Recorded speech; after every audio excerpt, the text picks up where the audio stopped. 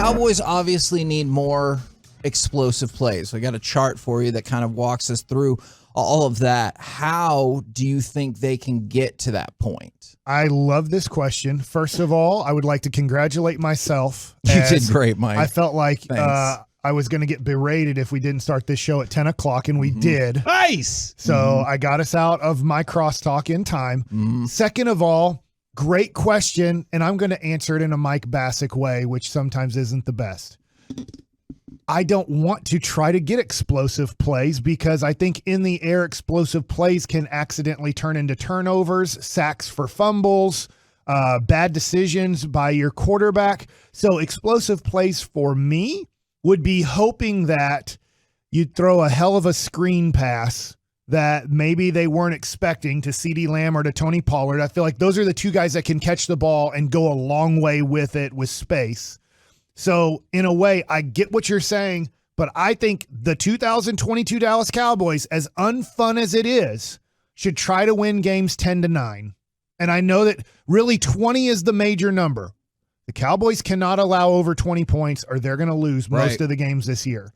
And when you play the game that way, you have to slow the game down. You have to give yourself, unfortunately, not as many possessions as you'd like if you're an explosive offense. If you're a big play offense, Kansas City wants the ball as many times as possible because they feel like the more times Patrick Mahomes has the ball, the better chance we have of winning. That's not our formula. Yeah. The formula is, to me, is hold that team under 20, figure out a way to get to 20. We'd love if we only have to get to 17. Well, I think there's a lot in what you just said and what I'm going to go to. Oh, yeah. And that is, you got to know what you're good at. And I don't think this Cowboys team knows what they're good at right now.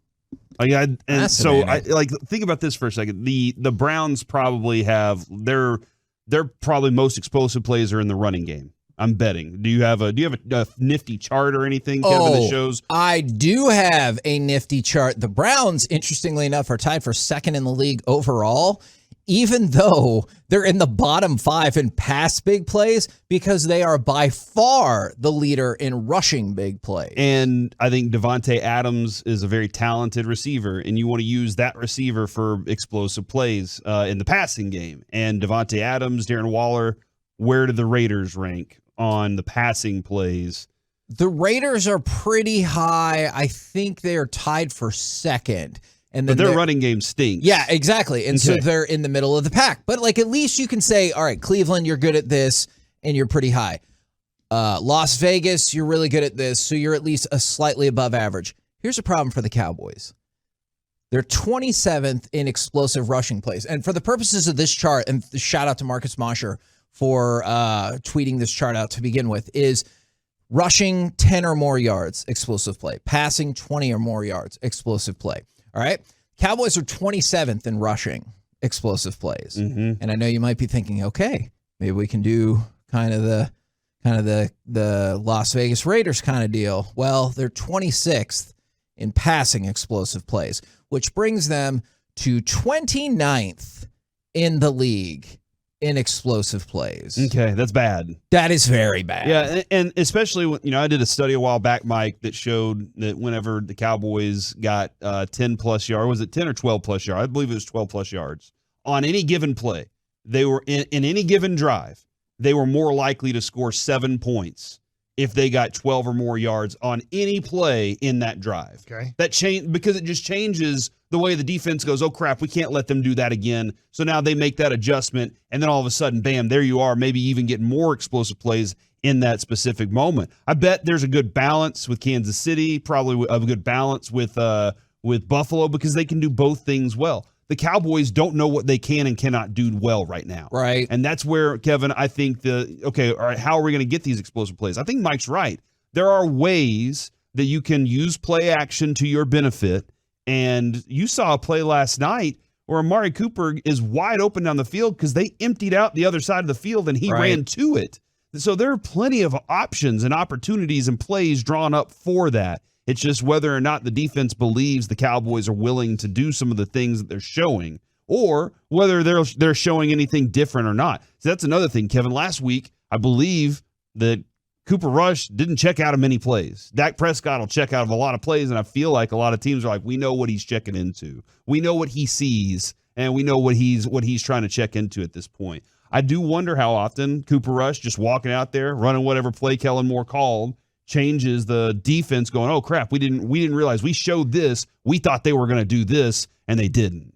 It's interesting to see the, I guess, cause and effect. It's probably because it's only 2 weeks. Like when we get further in the season, I think there'll be a greater cause and effect of if you're not good at explosive plays, you're probably not great. But if you are good at explosive plays, you're probably really good. So the cause and effect through 2 weeks, leading the league in explosive plays is the Detroit Lions. Dude.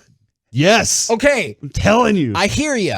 But like, would you concede maybe not thought of as the elite of the elite? I like to keep track of this throughout the entire season because their two opponents, like the Philadelphia, gave up a ton of big plays in that game specifically, and then doesn't the next week. Right. And then Washington, it was Washington because that's where you got your money. Washington gave up a bunch of big plays, and they were both in the passing game and running. Dude, just think about what Jamal Williams and DeAndre Swift are doing in the run game for them. It helps Jared Goff out so much. So you might not think of Detroit, but the next two, the Packers and Eagles. Like, I feel like most people would be like, oh, yeah, I think they're pretty good typical in the NFC. Yeah. But then look at the bottom of the chart.